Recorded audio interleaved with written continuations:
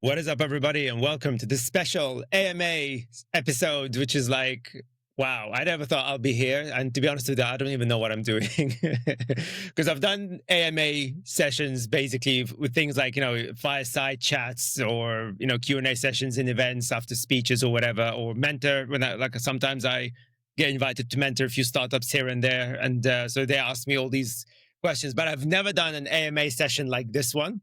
And I think next time probably we should do it live, so just to make it even more interesting. Because I want to say thank you for those of you who sent all the questions, especially via email and DMs, and just to show that I'm a noob at this. I literally just realized that I made a big mistake, and that is asking you guys, for those of you who sent questions, if you're happy for me to mention your name, which obviously I didn't ask. So, since I respect your privacy, I'm not going to mention any names. And so I'm sorry about that. So next time. Okay. So I'm saying it right now so that if I forget next time, you guys can remind me. Oh, God. I mean, this is crazy. But we did it, man. Wow. 20,000 people. Well, actually, we passed 20,000. There's more than 20,000 people tuning in to this podcast and, reading our posts on LinkedIn and so on. It's amazing. And this is like in under a year. I haven't done any marketing, no ads, none of that stuff. Not very active on TikTok or Instagram or anything like that. It's purely LinkedIn. That's kind of like my main space. And obviously a little bit on YouTube. And we just hit 1,000 subscribers. Again, thank you everybody for all of that, because that now allows us to monetize on YouTube. And I was told apparently that as soon as you hit that 1,000 mark and we start generating revenue through YouTube ads and so on, then basically now the algorithms are going to boost the episodes even more. So amazing. Thank you guys. I mean, this is really remarkable. Because like when I announced I wanted to do this podcast, which was like towards the end of November 2024, I only did it on LinkedIn. I didn't announce it anywhere else. But it was kind of crazy, the reaction that I received. I suppose quite a few people did follow me for a long time. I mean, like, at the time, I think my following like on LinkedIn was about 1,000, 1,200 or whatever. And at the time of the recording of this episode, we've surpassed 13,000 on LinkedIn, which is amazing, and it's growing.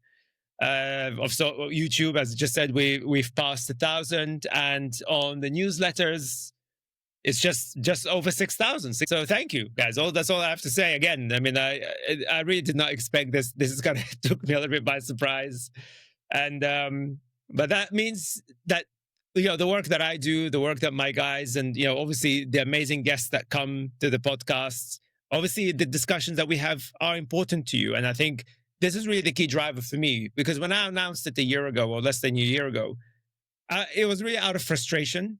I mean, what I shared on LinkedIn, and I've got a link of the post if you want to see it in the description, but basically I said that I pretty much had enough of not really speaking out freely about, all of the nonsense that we have in the AI sector. So as an insider, effectively, I decided to kind of stick my neck out and really start informing you about the realities, the good, the bad, and the ugly side of AI, which is basically what I've been doing with my company right now, Nebulae. But we kind of did it only with the enterprises and the business community and even government as well. But I felt that the way AI has been pushed into the general public, something that I've been against pretty much since 2014 when we were at Google Campus, where we had these debates at the time. Where is AI going? And to me, AI was always a B2B thing. Hence, I've never been involved in consumer-facing AI models because I always thought that it was dangerous. I thought that it's not ready. People aren't ready, right? I mean, we're seeing the reactions right now, how people are reacting to ChatGPT and all the other generative AI models, where they think that it's alive, or they, started having boyfriends and weird relationships. I mean, all of that is actually, we predicted all of that stuff. This is, because it's history repeating itself. I mean, I encourage you to check out the story of Eliza, the first ever chatbot that was created. I think it was in the mid 60s. And the reaction of people was exactly the same, even though at the time it was nowhere near as advanced as the LLM systems.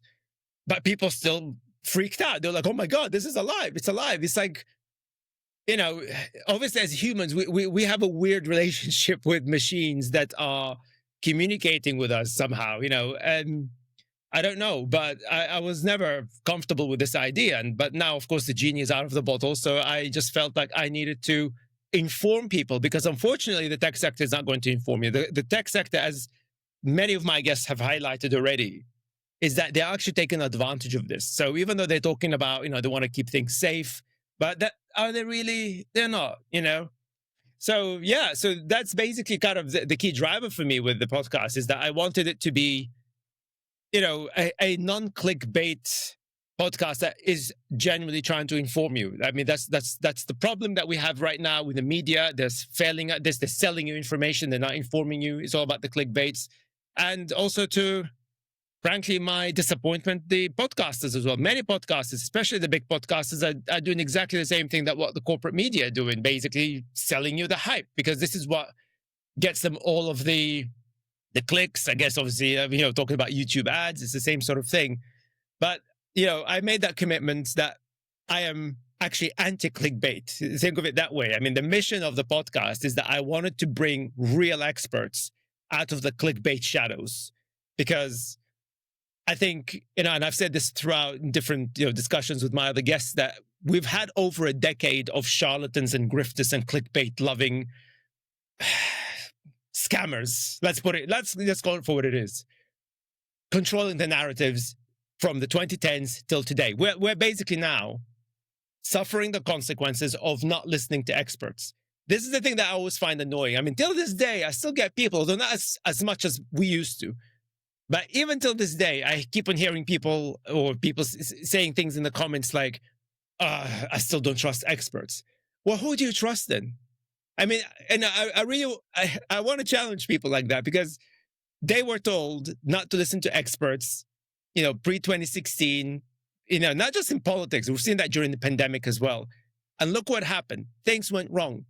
But there's some kind of a weird expectation that if you're an expert, everything has to be 100% accurate. No, nothing is ever 100% accurate. That's the whole point. Science, in medicine, I'm a biomedical scientist, okay? So nothing is ever 100%. Nothing can ever be 100%. But we always make an informed decision in terms of what it is that we need to achieve to solve a particular problem. And then based on the results of what it is that we're doing, we're presenting these results to the general public,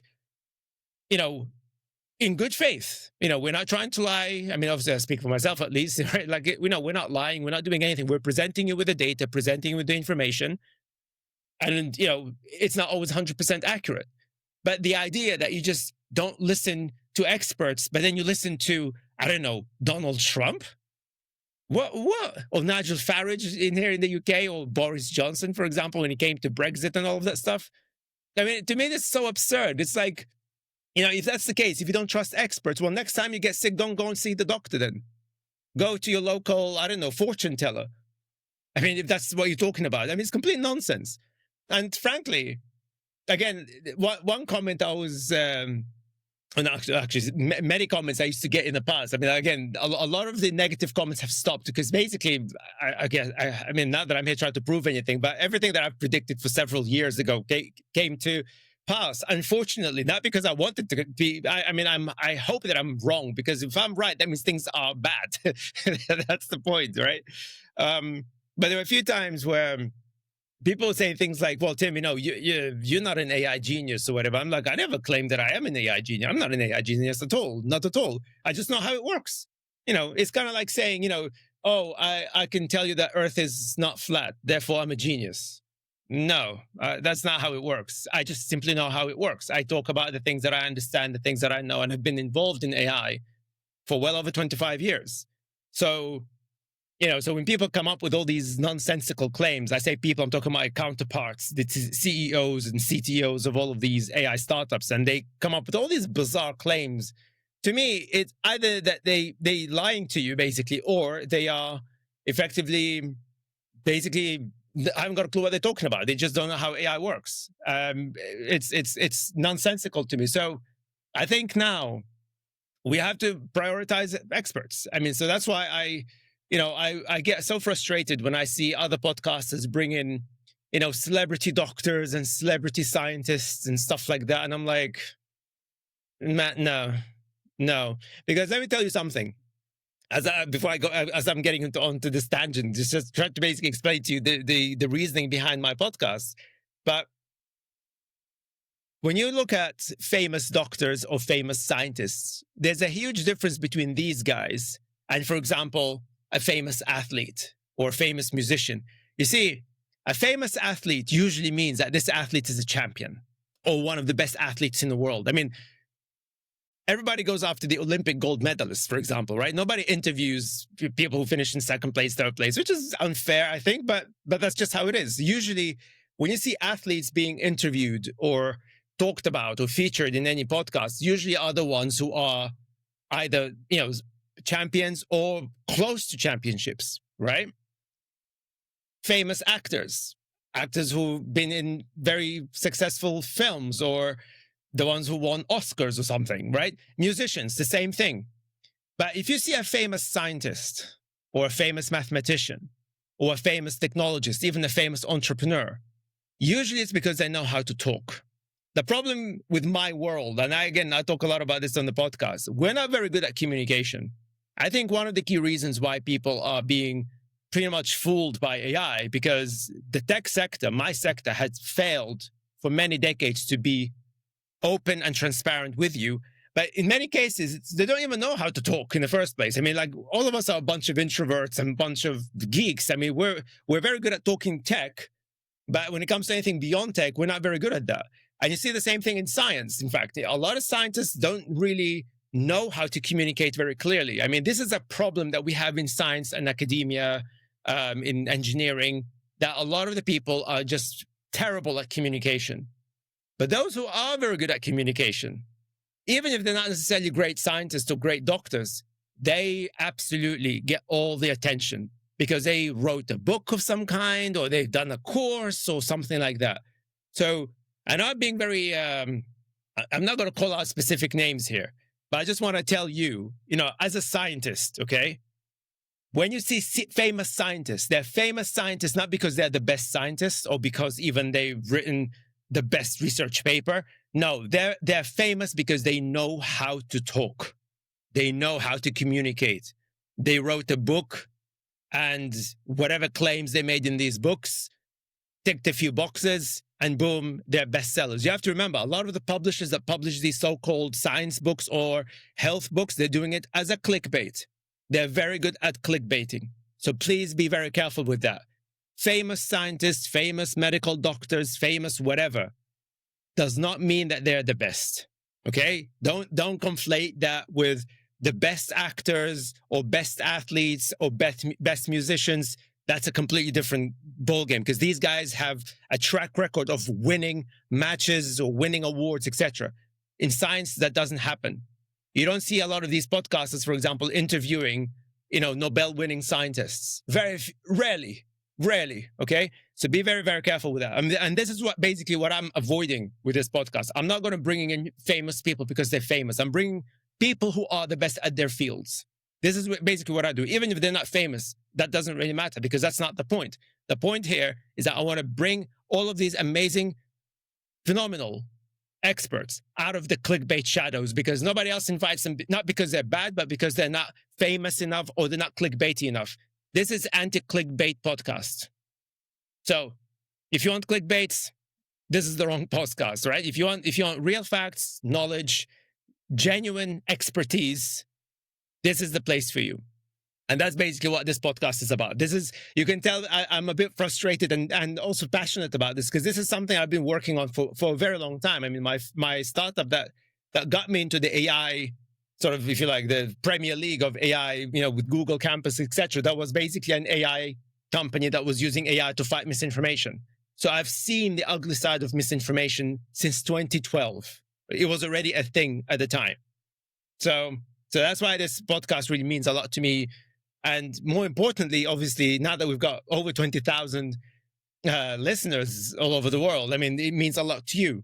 And I appreciate that. And that means that I'm going to commit myself even more to make sure that we stay on this mission, we stay clean, no clickbaits allowed. And if you feel that I'm being, clickbaity by accident, call me out. Please do. Call me out. You guys know how to email me. You know how to DM me. Do that. Absolutely call me out, because at the end of the day, this is not about me. This is about all of us informing each other, informing as many people as we possibly can, because unfortunately, the direction through which we're going through right now in the world, it's terrible. We're going in the wrong direction at everything, everywhere. It's horrendous.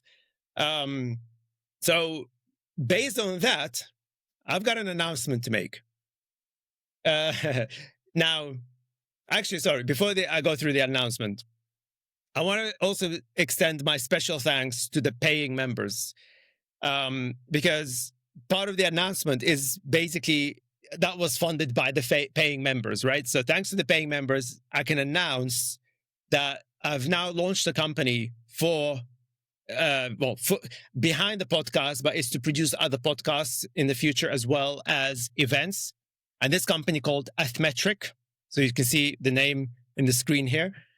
And the paying members already know about this. I've already emailed them about it several weeks ago. And yeah, basically it's a production company. So effectively this podcast is not just about me. We're going to be looking at other ways for, using that same mission that this podcast has to see, well, how far can we go, and perhaps bringing other talents to produce their podcast to push knowledge in specific areas, right? Like I'm just ideating here. This is not official announcement in that regard, but think of it like, I've got the CEO Retort, which is basically me exploring the realities that nobody wants to talk about because, well, whatever is the reason, right? There are loads of different reasons.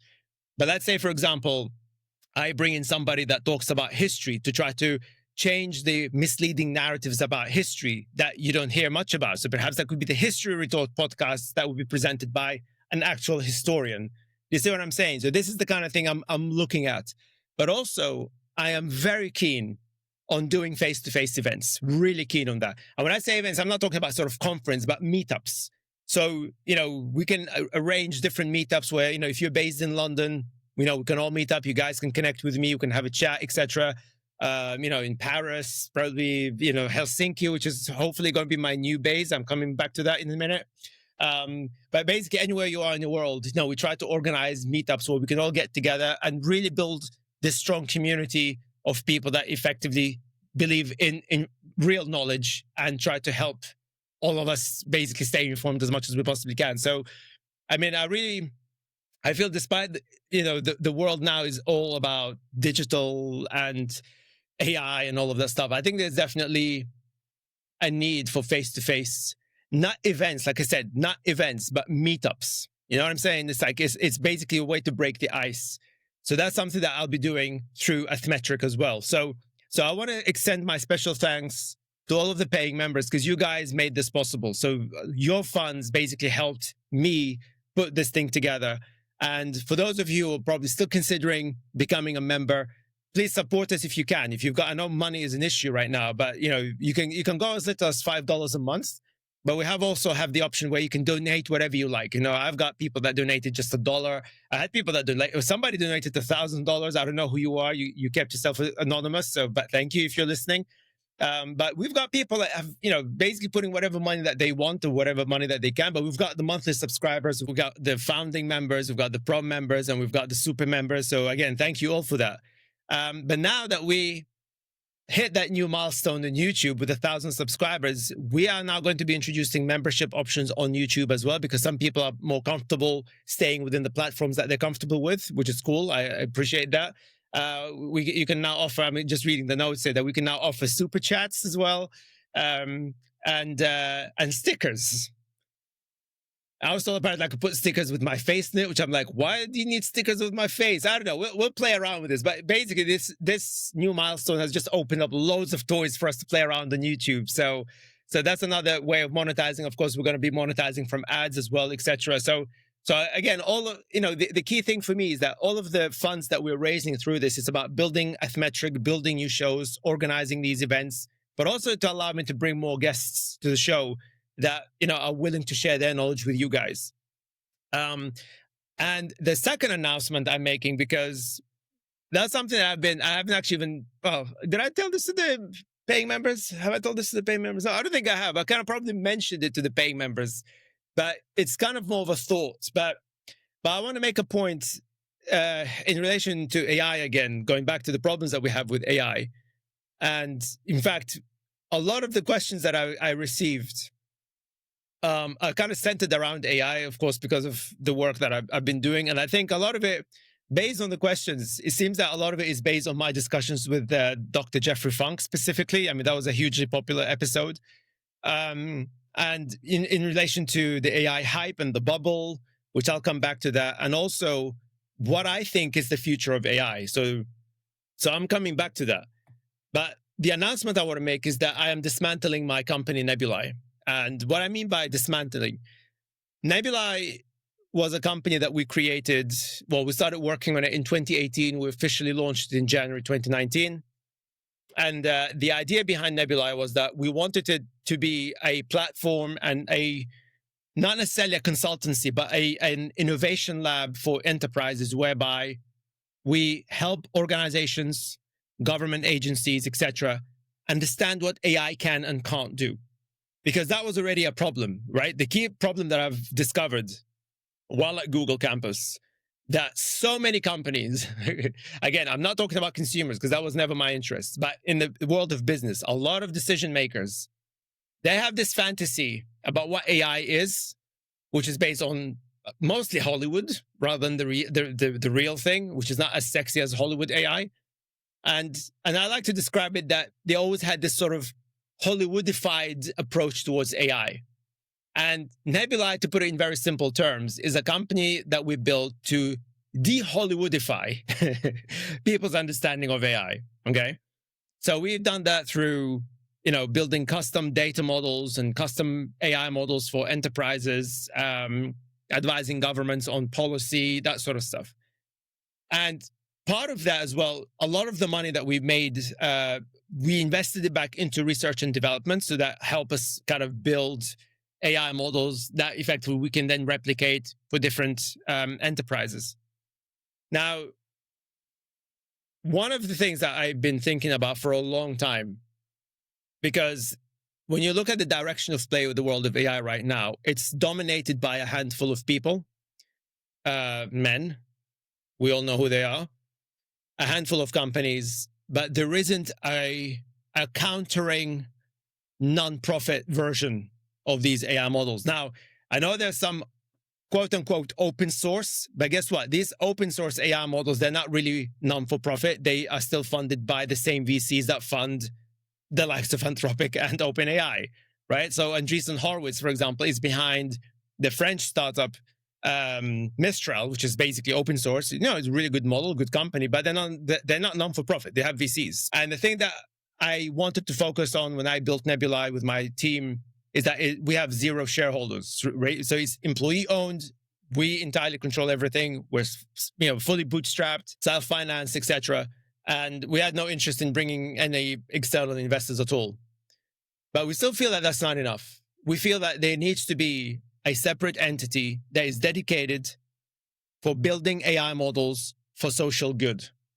And this is where I want to announce that I am launching a non-for-profit called IQ, which is spelled AIQ, and you can check it out at aiq.org.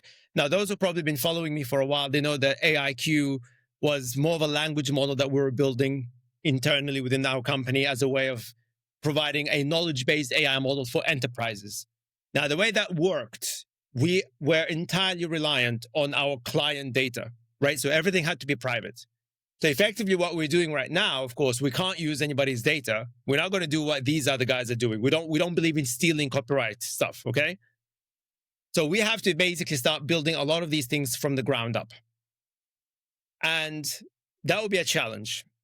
And in fact, one of the reasons why I'm building bridges with Helsinki is because I want to build this non-for-profit both in the UK and in Helsinki, so that we can have this kind of bridge between the UK and Europe, being that the UK is not part of the EU. So Nebulae basically is not going to be involved in that research. So Nebulae is just going to be a company that is providing advisory services. And we are going to be using some of the models that we were creating with IQ to offer to businesses. But the R&D side, the research and development, I want to take it out of the company completely, for it to be fully nonprofit. And the idea here is that we want it to be a countering offer to the commercial LLMs out there, which is going to be a huge challenge, don't get me wrong, because these guys are fully funded or whatever. But I really feel as the bubble is about to explode, the trust level in these models will literally collapse. People are already hating on AI. And I'm not talking about people who are quote unquote Luddites. I'm talking about people who are not happy with the fact that we have all this AI slop. We have all these models that we spend billions upon billions on, yet they're not really achieving any ROI. If you check my discussion with Henry Nash, the last episode, who is a veteran entrepreneur, he highlighted very specifically that, you know, the winning formula for AI is ROI. If you have no ROI, forget it. You're gonna die. And a lot of companies gonna die. As Jeffrey Funk highlighted, a lot of companies gonna die once this bubble explodes. So what I wanted to do, just to let you know that part of the membership, so those who basically pay membership on this podcast, the CEO Retort, part of that membership will be donated to this nonprofit. Okay. So the idea is, again, I'm not going to be doing, relying on dark money, some kind of weird donations or whatever, because again, look, let's call a spade. Okay. I mean, we had a lot of hopes here in the UK with the Alan Turing Institute. And those of you who live in the UK, you've probably seen the news that it's complete shambles, because I don't know what they're doing in there, but I was a bit of a skeptic of the Alan Turing Institute. I mean, even though I have respect towards the work that they do in general, but they're very much kind of following the hype.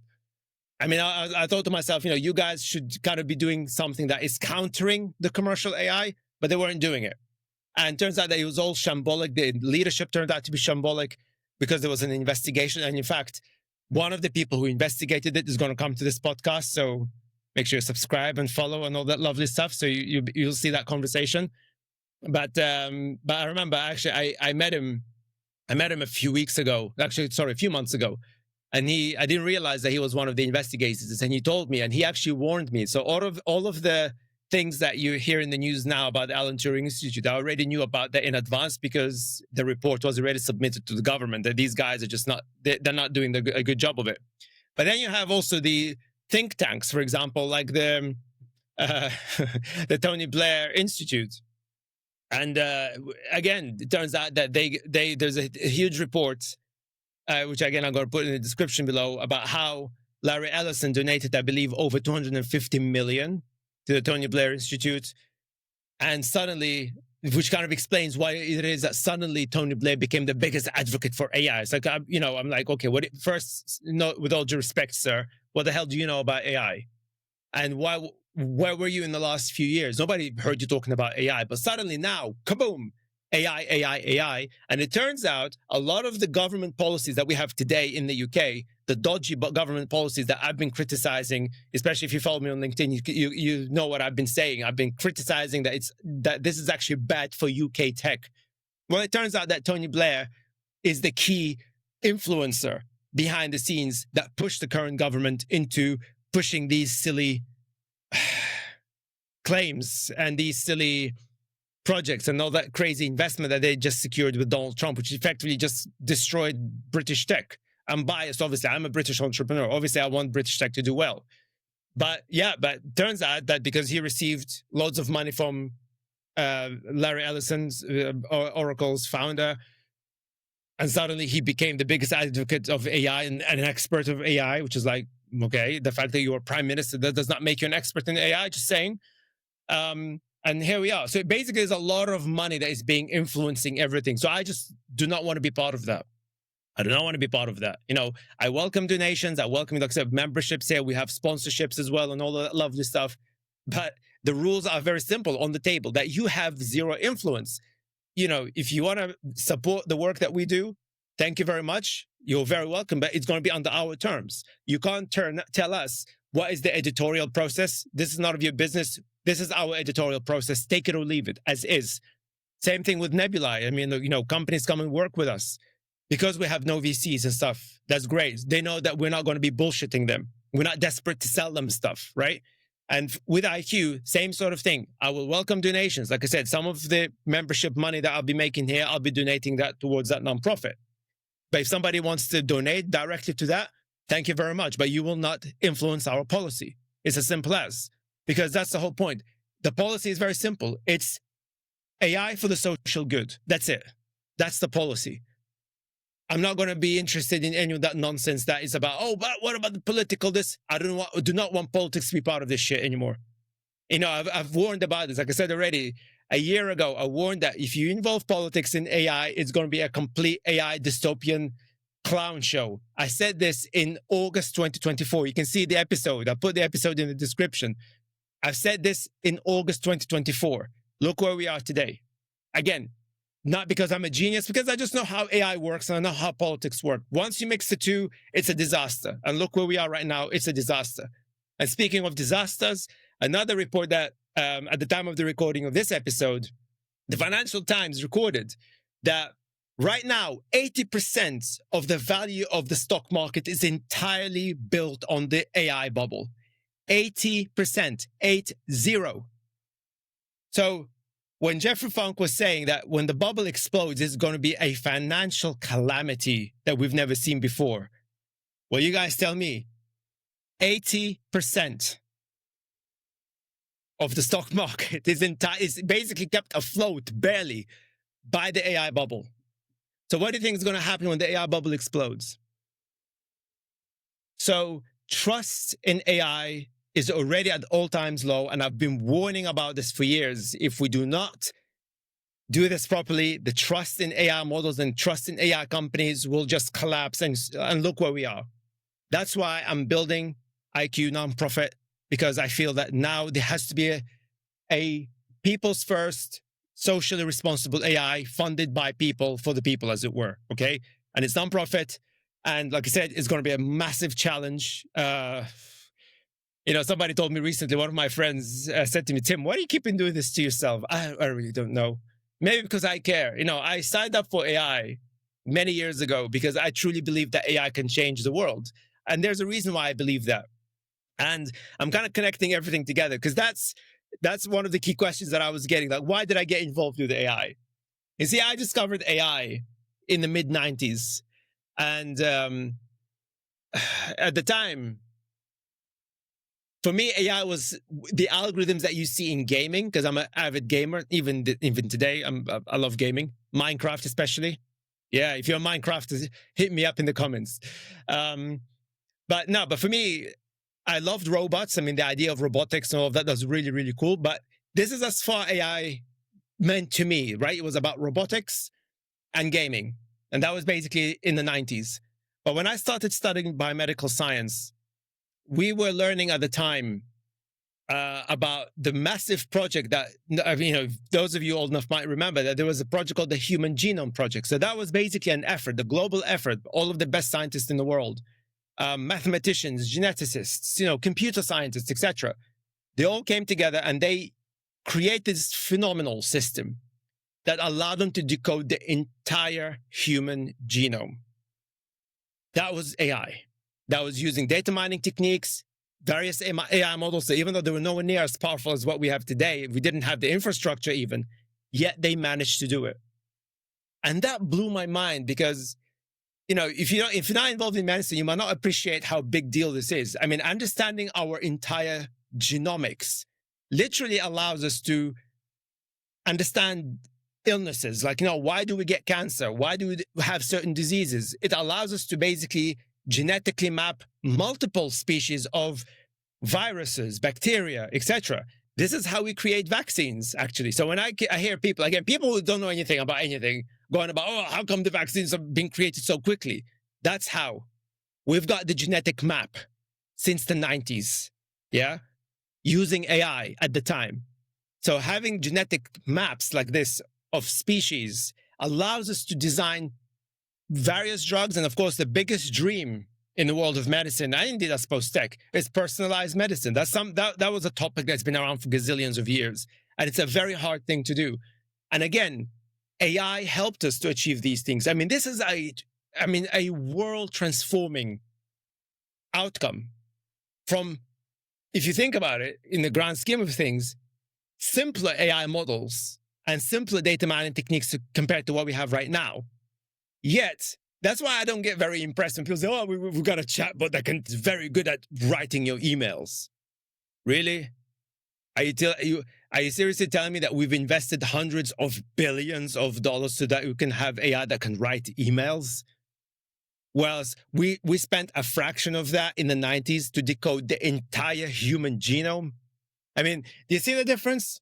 So that's why for me, it was like, I discovered AI through this major transformation that literally changed humanity forever and medicine forever. So when somebody talks to me about chatbots, I'm like, I mean, it's impressive. Don't get me wrong. I love it. I think it's great. But I mean, hundreds of billions of dollars. When DeepMind, part of my cohort back in the day, I mean, what did they do? They created AI algorithms that basically allowed us to visualize molecular structures of proteins for the first time in a way that we could never do before. Now, again, for those who don't understand medicine or don't have much experience with medicine, one of the biggest challenges in biotech, it's visualization of complex protein structures, because they're very, very complicated molecules.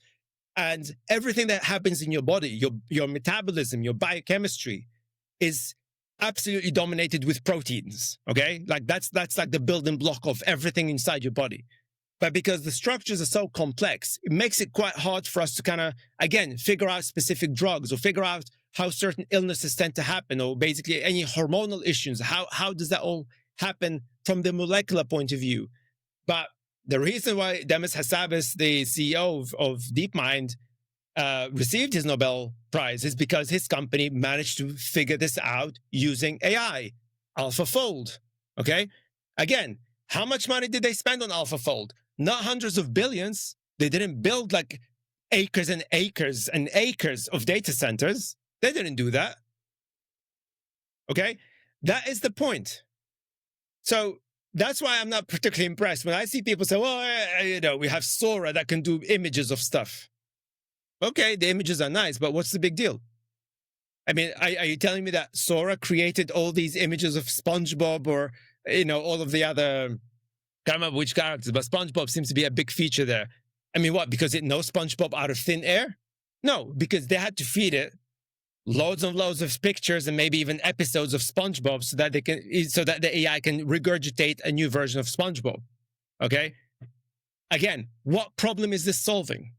Now, from the scientific perspective and engineering perspective, it's really impressive. Don't get me wrong. I think it's funny even sometimes, like some of the videos that people created on Sora, I think they're pretty funny. But what are you solving? AI has always been about solving problems. Okay?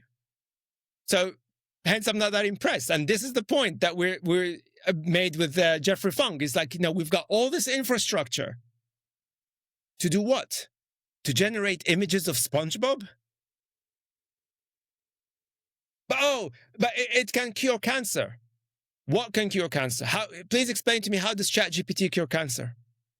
Please, I mean, tell me in the comments. By the way, my specialty in biomedical science is cancer genomics, the genetics of cancer. So please explain to me, how will ChatGPT cure cancer? I'm all ears. I would love to hear it. Because I can tell you right now, it can't. Okay? That's not how it works. Oh, because you can feed it research papers. Mate, we've been feeding research papers into AI for gazillions of years. My startup in 2012 used exactly that. We used AI models to map multiple research papers, mostly in biomedical science and biotech, because that was my field of expertise. This is how I started. And then we started expanding into other areas. But this is not new. None of this is new. But what is new, and this is something, again, on LinkedIn, I've been saying this quite a lot, that I welcome the investment in infrastructure, because the biggest problem that we've had in AI, and this is actually one of the questions that I had here as well, in terms of what were the biggest challenges that I faced with AI? Hardware. It's always hardware. Hardware bottlenecks were always the biggest pain in the ass. Like, we spent so much money as a startup at the time. I mean, I mentioned, like, we spent like on average about $1 million just to create some weird server concoction to make our models work. You see, I wish that we had some of the stuff that NVIDIA came up with, Microsoft came up with, even Google with Google Gemini, right? That would have been not bad, actually. That would have been very helpful with the infrastructure. You see, the infrastructure investment makes a lot of sense to me. But I think what, as Jeffrey said as well, that we're building so many data centers that we're kind of like, that's a bit of oversupply. We don't need that many data centers, actually. So some people lose money. Microsoft, on the other hand, I mean, they're the ones that, Satya Nadella, I think it was in May, in a podcast where he called out the hype to some extent, where he was saying, AGI is all bullshit. Because, there are leaked papers that I talked about. Actually, it's on our journal, the CEO Retort journal. I've got the link in the description as well. In the CEO Retort journal, I talked about the leaked papers that showed that actually what OpenAI and Microsoft actually mean by AGI. Not super intelligence, but rather a system that can make them $100 billion worth of profit. Yeah, that sounds like an OpenAI type claim, doesn't it? But after that, Satya Nadella went on a podcast. I can't remember which podcast. And he said that basically AGI is nothing that he cares about anymore. Even he called out all the benchmarks that all of these AI companies are using. It's all bullshit. He called out the bullshit. He said that these are all meaningless to him. And his philosophy, he actually said something that I fundamentally do agree with, actually, right? That they're building data centers not for AI. They're not building AI data centers. They're building data centers that can achieve multiple capabilities for multiple research and development aspects in computer science, informatics, quantum physics, and AI. So effectively, he sees that the infrastructure that they're investing in would include AI and other things. 100%.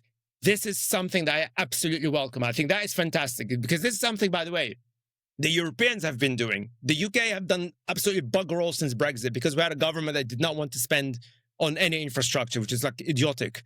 But in Europe, I mean, they've been building data centers for all sorts of things, like, data centers for quantum, data centers for quantum physics research, but also data centers with quantum computing in it, right?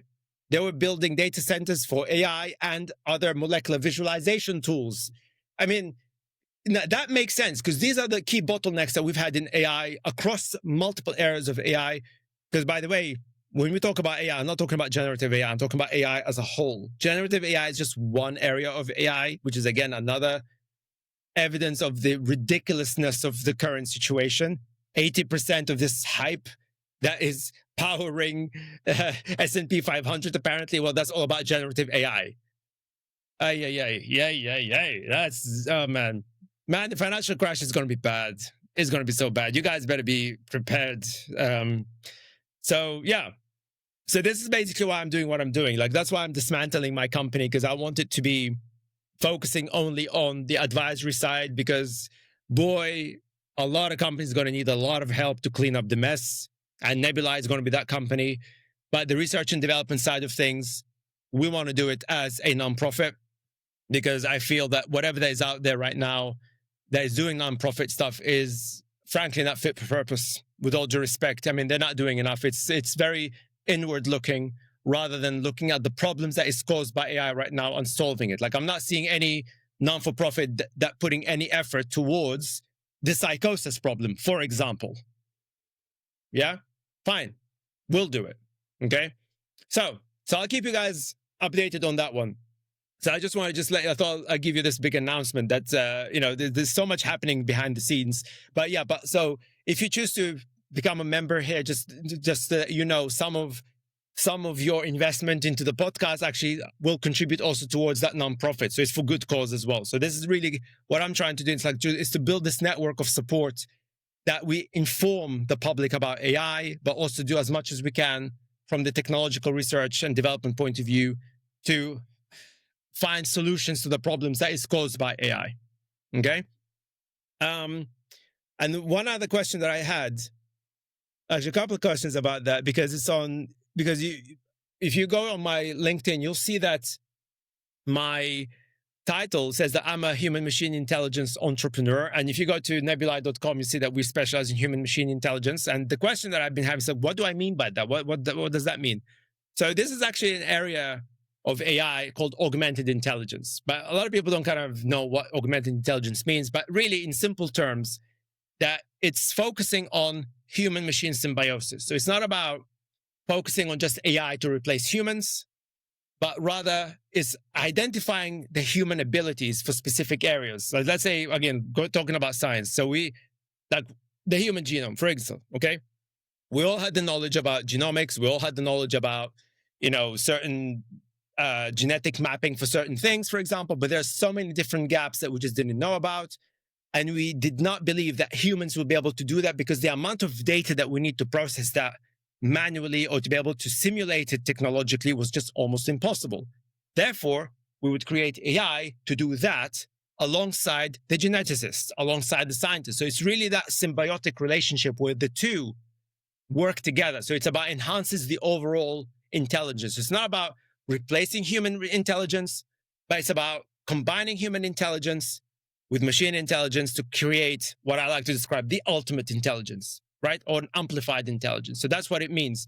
And when you actually look at this intelligence idea from that aspect where you're putting people and AI together, you're actually looking at AI models in a very different angle. Because you're not saying, okay, I want to just build AI that does this. No, you're building AI that does a particular task, but also that task has to complement the capabilities of the humans. But also it should have the ability to learn from the human for it to learn further, and it becomes that symbiotic give and take between the two. That's what it means.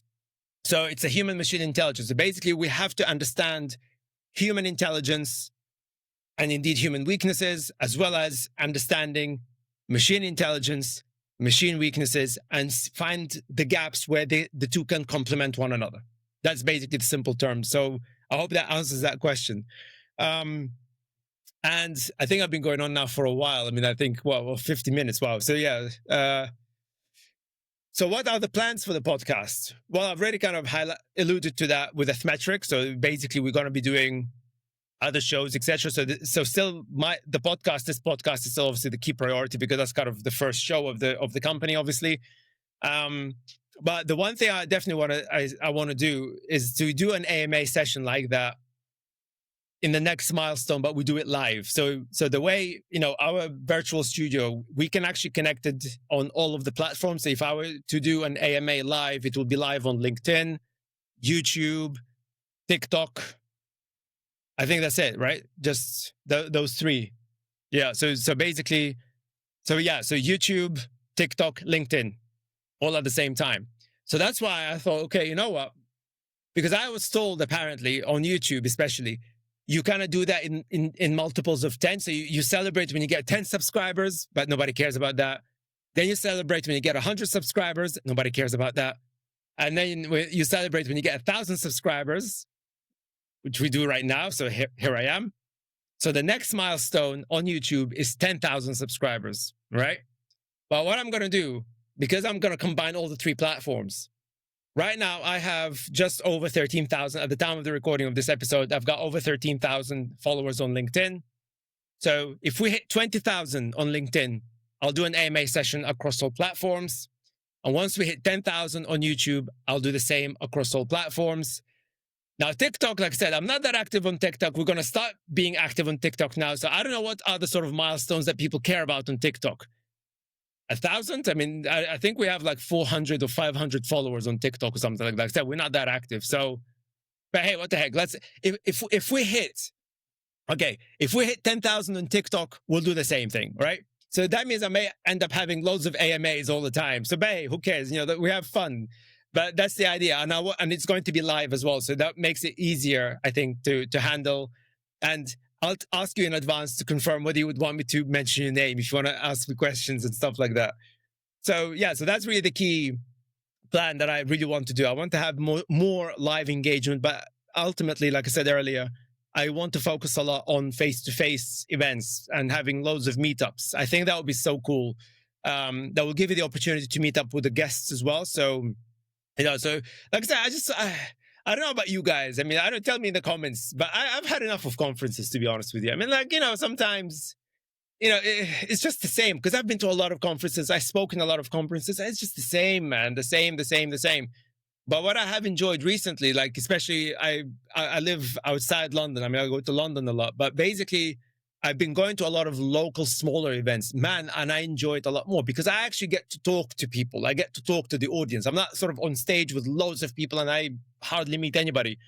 I like the idea of talking to the audience, like interacting, closely. I mean, for me, that's really cool. So that's why I think I would rather have smaller gatherings where we can, and makes it easier for us to all meet up just have a chat, have some drinks, probably snacks and stuff like that, and bring some of the guests. And you guys can, meet up with the guests. And, if they're authors, they might bring their books and you can get signed, whatever. We can play around with the idea. But that's the whole point. I want it to be very informal, just open connections, breaking the ice, like I said earlier. I mean, to me, these are the two things that I really want to do in the coming weeks, coming months. But yeah.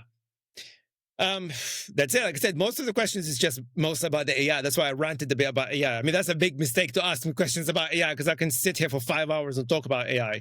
I'm just checking if there's anything else. No. Yeah, again, basically, there's one question. Actually, I didn't okay, let's do this last one because there's we had a few questions about how far are the companies going to be taking your data? They're already taking your data. They've been taking your data for a long time. Actually, there was one question like that. Even if we're looking at AI devices, because obviously some of you probably heard in the news that Sam Altman announced with Johnny Ivey about this weird AI device that it does not have a screen apparently, or it won't have a screen. I mean, it seems to be getting into a lot of trouble. Technically, it's not working at the moment. We'll see. But apparently the idea is that they want it to be a device that can listen to you and watch you all the time. Because apparently this is for it to be more familiar with your environment, right? Now, I did call this out actually for a while back because we've seen that especially with Google and Meta as well, with their glasses and so on, where effectively it's always recording everything around you. To me, that's a problem because obviously they're sucking up as much data as possible. Or it's like they want to know everything that's within your environment as a user. And I was just talking because we had an email as well here, like I see it here, about, if Netflix, for example, would be able to do something similar through your TV, like if you've got smart TV or whatever. Look, I don't know. But the point is, technologically speaking, is so much easier now to grab as much of your data as possible. When Ben Byford, the ethicist, and we talked earlier that I think I mentioned, or he mentioned, one of us mentioned that are we going to go through big data hype 2.0? Because we had big data hype back in the 2010s, you remember? And again, because AI, or generative AI, I should highlight, has kind of hit a wall a little bit, and it's not really going much further. It's not really improving as much as possible. So guess what? The tech sector decided that, okay, let's get more data. Right? So instead of actually working on new models, they're just focusing on sucking up more data, unjustifiably, in my opinion. And to me, again, that makes no sense because actually, if your model doesn't work, normally it means that you just try to build either a new model or you try to fix the existing model, right? Because sometimes the maths just doesn't work. Like the hallucination problem in the transformer architecture, it's a maths problem. This is not something they can just fix. Most likely they have to create a brand new model. I mean, this is what I'm seeing from a lot of mathematicians, that they're saying things like the existing transformer model just can't be fixed. Some of them are hoping that it can be fixed. But so far, I have not seen anything that somebody said, well, actually, no, we fixed that problem. No, they haven't, actually. They haven't. They had to create something totally different. So perhaps even a new transformer model, perhaps, right?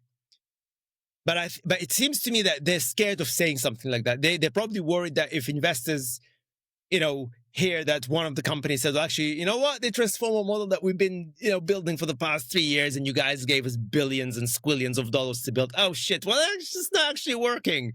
Yeah, we need to build a new one. I think that could be a trigger. Maybe they think that would be a trigger for investors to completely lose their minds and then the whole bubble explodes. I don't know.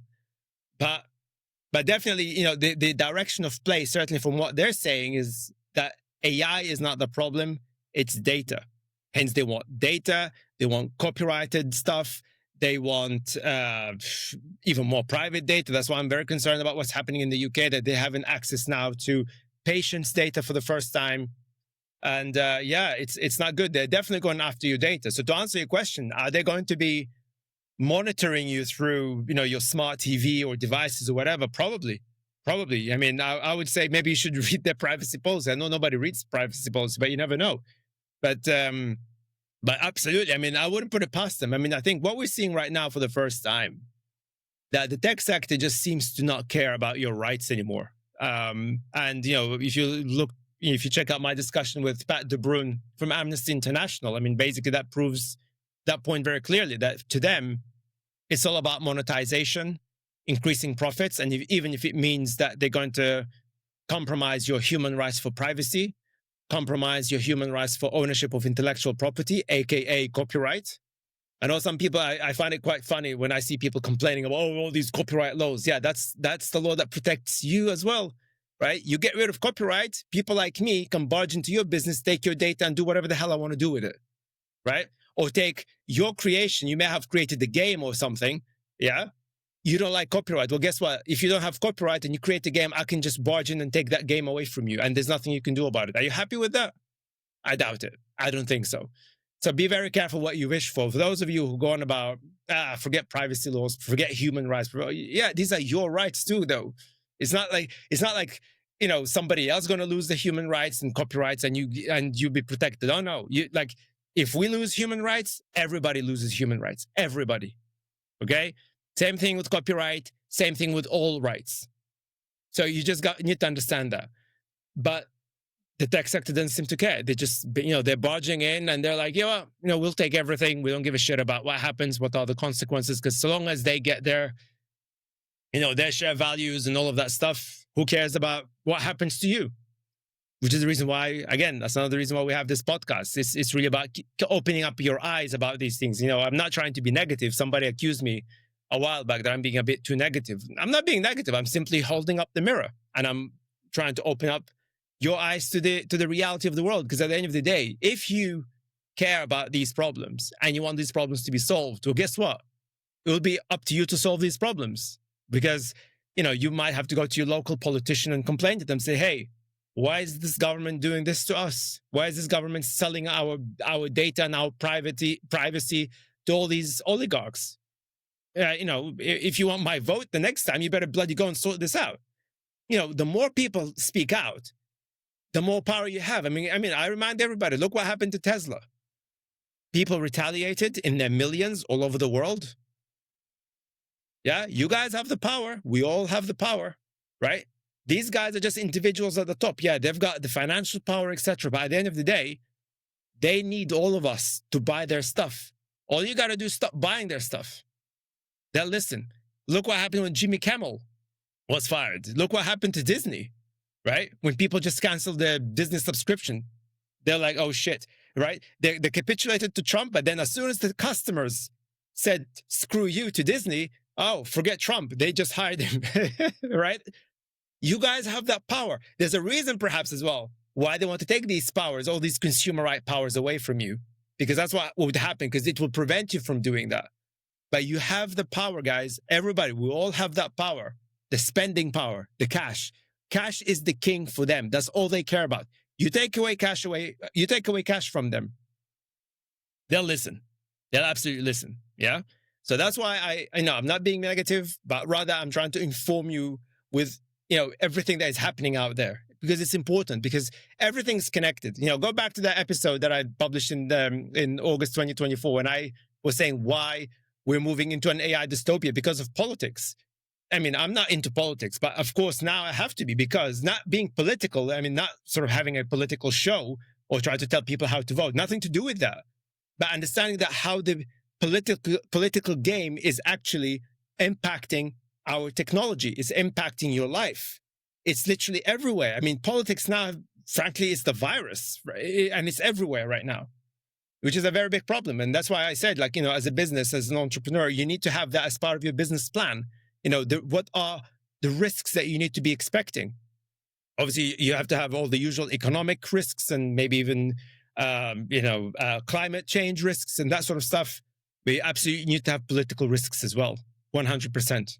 This is like the new thing. That's the new game that we all have to play, whether we like it or not, in the world of business. So they absolutely are going after your data. Mark my words. They're already doing it, and they're being very blasé about it. I mean, this is what really worries me, that they are very blasé about it, and they're like, yeah, whatever, we'll take more of your data. So what? Big deal. What are you going to do? Well, You can do a lot. Basically, don't buy their shit anymore. Don't pay them. Cancel your subscriptions. Stop paying for their stuff. Stop buying their stuff. Then they'll listen, right? We've seen the evidence of that recently, and we're always going to be seeing that. So yeah, please don't forget your power and your rights. Now, my friends, with that, I hope I did well with the AMA. I mean, like, I think it's a bit random because I've never done AMAs like this before. But again, I want to say thank you so much for all of your support. I mean, like I said, I did not expect to be sitting here with 20,000 plus people listening to this thing. I mean, like, it's absolutely phenomenal. I really appreciate it. And, keep supporting us. If you want me to interview specific people, make sure you comment or DM me, email us, all the usual stuff. You know where to find me, basically. Yeah, let's go for the next AMA, right? Whatever it is, whatever that comes first. But I'll do, like, if the three things happen, we'll have 3 AMAs. So 20K LinkedIn, 10K YouTube, 10K TikTok, right? Those 3 things. That means we can have 3 AMAs, right? So help us achieve that. And as always, if you have got cash to spare, please feel free to become a member. Like I said, I've already shown you what our existing paid members have done to help us to basically build Ethmetric. And hopefully now, with additional funds, we'll be able to even donate some of that money to that charity so we can start building. Sorry, it's not a charity, non-for-profit. It's slightly different. But we're going to that non-for-profit to start building AI models that actually serve people, not serving shareholders.